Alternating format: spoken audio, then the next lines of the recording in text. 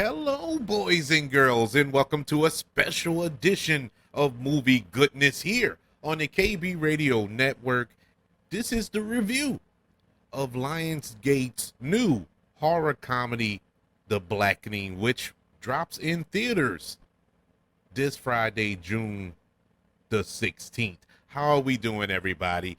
Yes, The Blackening.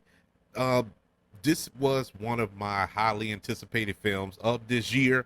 I was super excited for this film. I It was just something about the trailer that just connected with me. It was something there that I knew that this was something special. Even though in the past when we get films like this, it's more of a parody and more of a, I don't know, just with all due respect, a BET plus original movie version of of these type of films. And I, in normal circumstances, I would be kind of scared, but I don't know what it was about that trailer that just hooked me. And this is what a trailer is supposed to do. It's supposed to hook you. It's supposed to make you want to go see it. Because prior to the trailer, I had no idea that this movie was even made, that this movie even existed. I had no idea what it was about. I didn't know what this was. But I just so happened to see it trending on Twitter one day, the day the trailer dropped. And I'm like, The Blackening, this sounds like the most racist stuff. What is going on now on Black Twitter? Why is everybody up in arms about this? But I was looking at some of the comments and people were, laughing about this movie and, oh, I can't wait for this. I'm like, what is this? So I go on YouTube, click on the trailer, and I just balled over laughing. And I couldn't believe it, for one, because normally when I watch a trailer and they have some jokes in it, I probably like, you know, you're like, oh, okay, that's interesting. I really don't laugh at trailers, even though there be some good jokes in there, but I don't laugh. This was the first trailer I ever watched where I literally was dying laughing watching. So it just, from that moment on, I was all in on The Blackening. This film is directed by Tim Story. Tim Story has a story to tell. He has a very hit and miss type of a career. More hits, I must say. Now there are a couple of films in his filmography that I've kind of like, oh man, this is not good. But it was some others where I was like, oh man, this is really good. It's either hot or cold. There's nothing lukewarm about his films. I and for the most part, it's been kind of hot. I enjoyed Barbershop. I enjoyed Ride Along. This may be kind of a shock. I didn't mind Fantastic Four. Fantastic, the first Fantastic Four adaptation. With Chris Evans and Jessica Alba. I didn't mind the movie. It going by the time that it came out. You know, that movie couldn't come out right now because it would be complete garbage. But it was all right. And honestly, I didn't hate Rise of the Silver Surfer, the second Fantastic Four film. Like I said, for that time, it was all right. D- do I gravitate to those films? No. But I enjoy them for what they are or what they were. At the same time, there's no divisiveness with these films. I did not care for these movies. Taxi with Jimmy Fallon and Queen Latifah. Uh, I didn't care for Ride Along 2. I enjoyed the first Ride Along, but I didn't care for Ride Along 2. Shaft from 2019. I absolutely hated that movie. I cannot stand that movie. And if you've been listening to this show long enough, you know my disdain for that movie. And so, like I said, he has had some really good films and some not so good films. So I was optimistic going into this with him being the helm of this film. This felt like his wheelhouse here, going back to his barbershop days, his ride along days. And so I felt optimistically good about this turn here. Uh, the film is written by Tracy Oliver and Dwayne Perkins, who also co-stars in this film as Dwayne. Along with him, you also have Grace Byers, Jermaine Fowler, Melvin Gregg, ex Mayo, Antoinette Robertson, and Cinqua Wells. This was a surprisingly great movie. And I hate throwing out adjectives like that because I know I sound repetitive at times when I watch certain films, but it's been a couple of days since I've seen it. I wanted to wait to review this because I really have a lot to say about this film.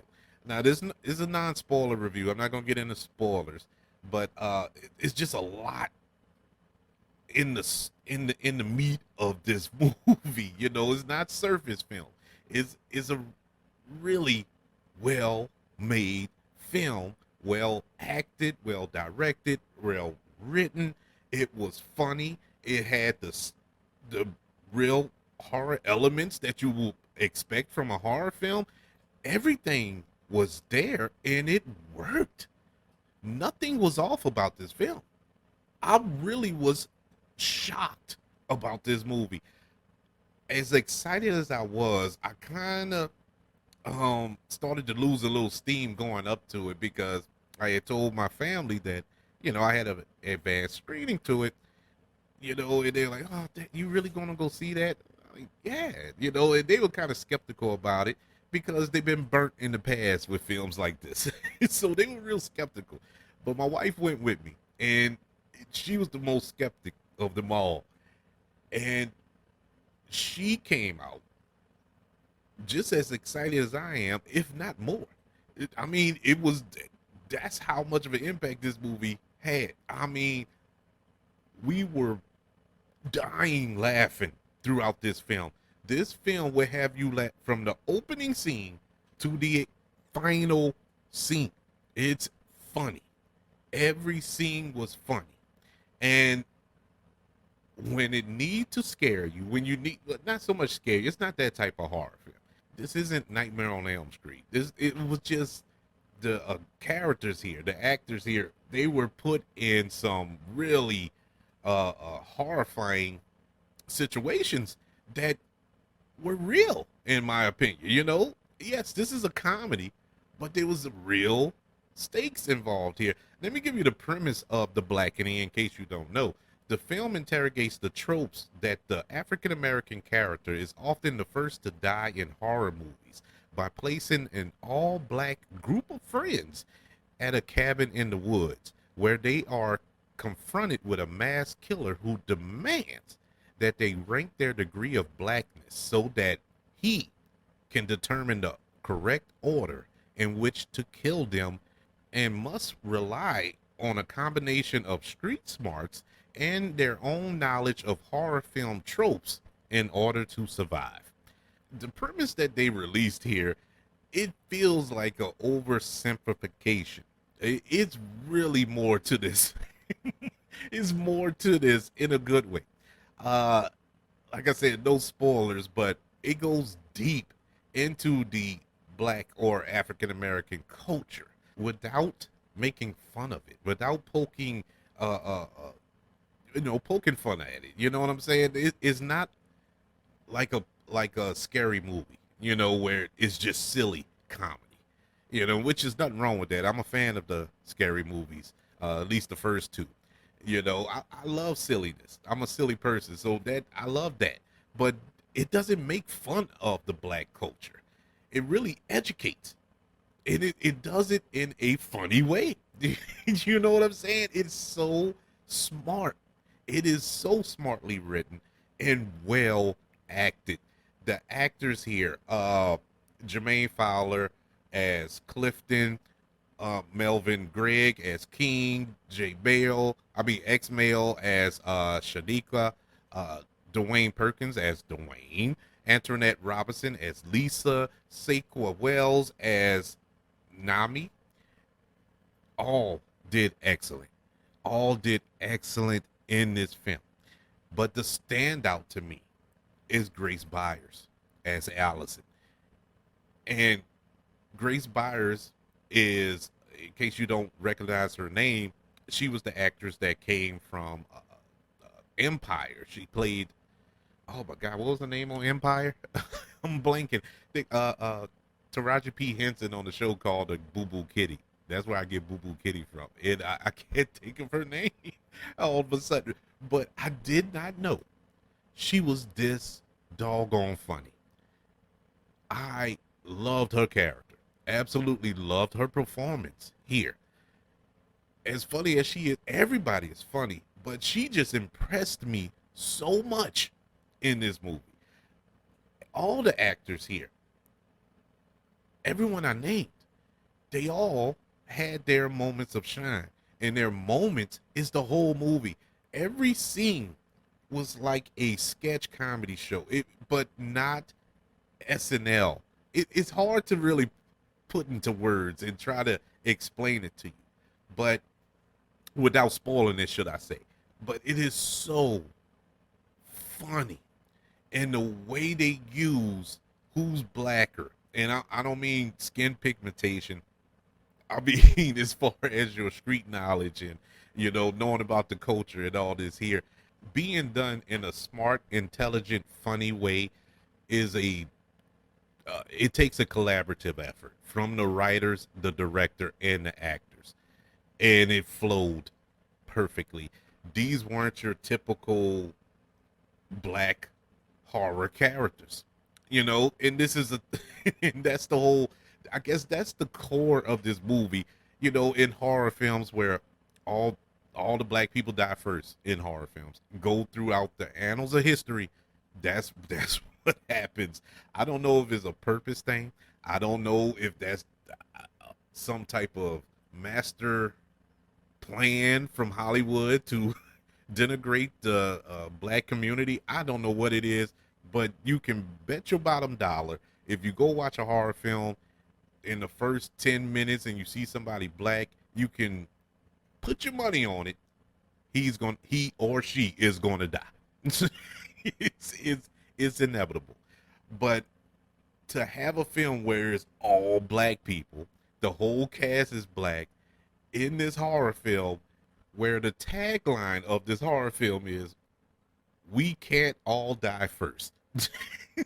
That lets you know that this is going to be an interesting take on the horror genre, and not interesting in the sense that they are poking fun at Hollywood, not at themselves, but at Hollywood. And I absolutely loved how they did it. The cast, as I said before, I absolutely love the chemistry. These are 7 or 8. Is it 8? Yeah, 8 college friends. These aren't just friends from the hood.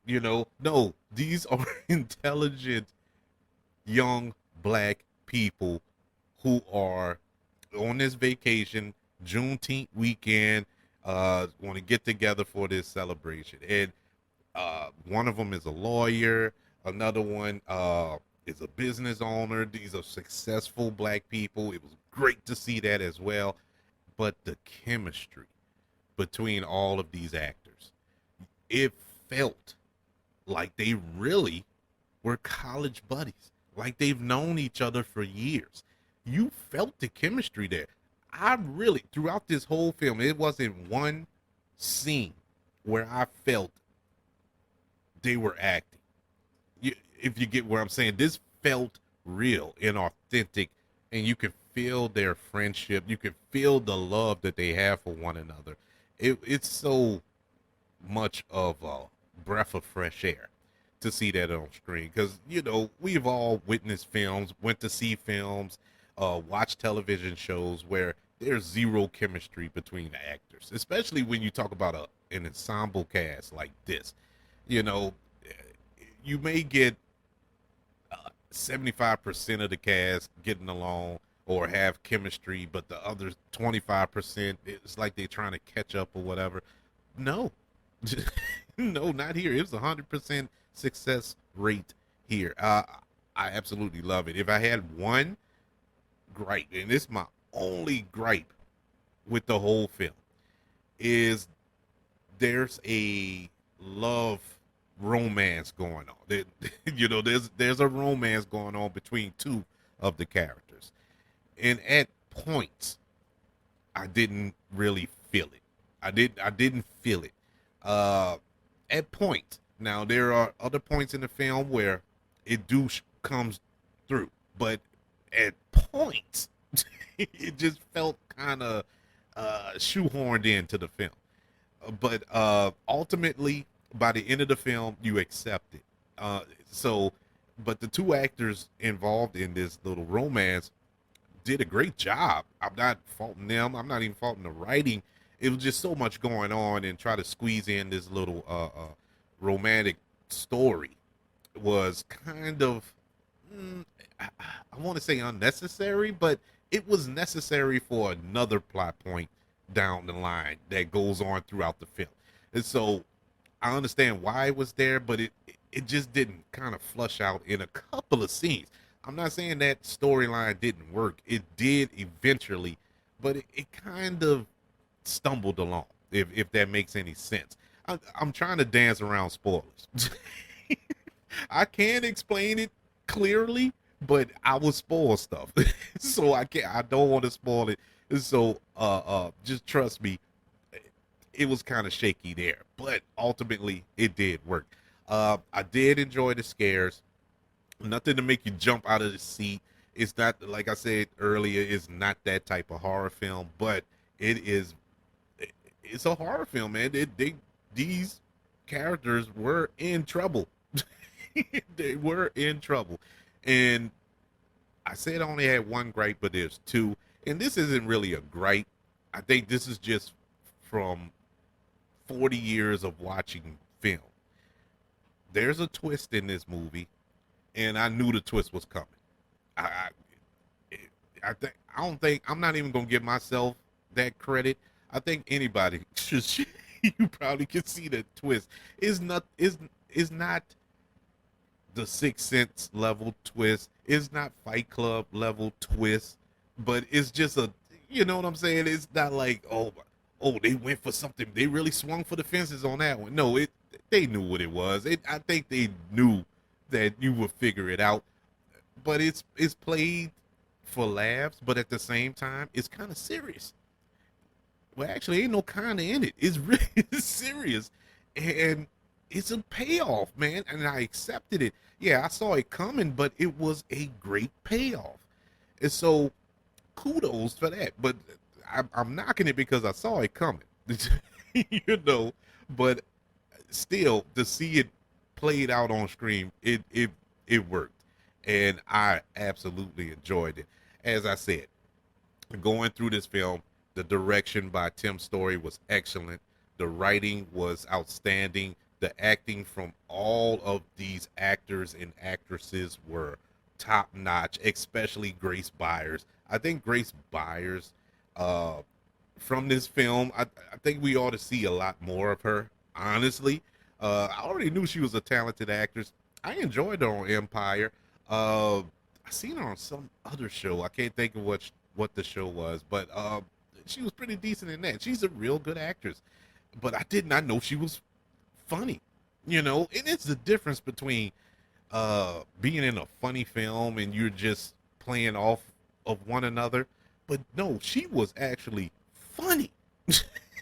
she, if I had to put money on it and I had to rank all the characters, she probably was the funniest to me. I think I laughed harder with some of her lines and some of the things that she was doing more than anybody else. And God knows, I'm telling y'all, no lie, every single person in this movie is hilarious. Every single one. It was great. And that was also something to shine on. You ever watch a trailer and you see some good jokes in the trailer, that'd be like, oh man, this is gonna be a funny movie. You go watch the movie and you realize all the good jokes were in the trailer. The rest of the movie was blah. You know, this ain't it. All those jokes you saw in the trailer, if you seen the trailer, those were the softball. That was the softball portion of this movie. The rest will have you rolled. I literally almost fell out of my seat in the theater. Not just me, but everybody. The whole theater was erupting with laughter. My wife was dying laughing. Uh, we went to go see it after work. She was a little tired. I could tell that she really did. She really wanted to go home, but she wanted to be there with me. So kudos, hats off to her. And she drug herself to the theater with me. She was tired. I know she probably was banking on probably catching a nap during the movie. But once the movie started, she couldn't help but just laugh and just clap and be moving around, just trying to stay in the seat. It was just a joy to watch this film. Lionsgate's horror comedy, The Blackening, gets a letter grade of an A minus. Completely shocked me. I am blown away by how good this movie was. I honestly, one of the best movies of the year thus far. Is definitely, as it stands right now, in the month of June, it's in my top 10. I know we got another half of the year left. Will it get pushed out or where it stay? We'll see for the next 6 months. But if I was doing a best of the year thus far show, this would be one of the best of the year. This was an enjoyable film. My only fear is that nobody's going to go support this film. And it's not because they don't want to go see it. It's a jam-packed weekend this weekend, June the 16th. You have The Flash coming out, big superhero film. You have Elemental coming out, a big Pixar Disney film.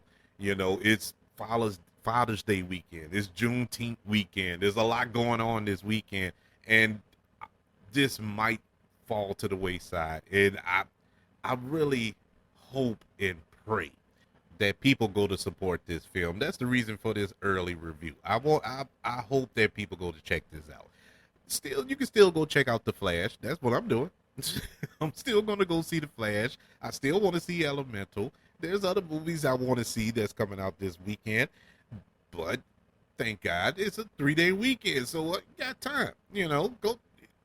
Hey, pull some double features. It's Father's Day weekend. Take your dad. Go see The Flash with your dad. Then later on that night, go see The Blackening. Or on Juneteenth. Or is that the same day? Is Juneteenth the same day? I forgot. But anywho's, go see The Blackening. Check out The Flash on Monday, or go see The Flash on Friday, and stretch it out. Whatever you want to do, but find a way to squeeze in The Blackening. Trust me, I highly recommend it. It will be worth it. It really is. It is hilarious, and that's black or white. This isn't just for black people. You can go see it. It's hilarious. I promise you, it is hilarious. The Blackening gets an A minus. I want to know, are you planning to go check out The Blackening this weekend? I highly recommend it. Let me know by emailing the show, kbradiopodcast@gmail.com. You can also look me up on Twitter at KB Radio Network, and on other social media platforms, just look up the KB Radio Network. Don't forget that we're on YouTube, in case you didn't know. Look for the KB Radio Network channel on YouTube. Subscribe to the channel. Like this video. Also, while you in the ranking and liking mood, don't forget about the 5 stars, the reviews, and sharing this show. If you're listening on Apple Podcasts, Spotify, iHeartRadio, wherever it is you're currently listening to movie goodness here on the KB Radio Network. Everybody enjoy your Father's Day weekend. To all the fathers, happy Father's Day. Happy Juneteenth to everybody. Go check out The Blackening. Can't wait to speak to you again. Want you all to know that I love you. Continue to love one another, and until we speak again, you all be blessed.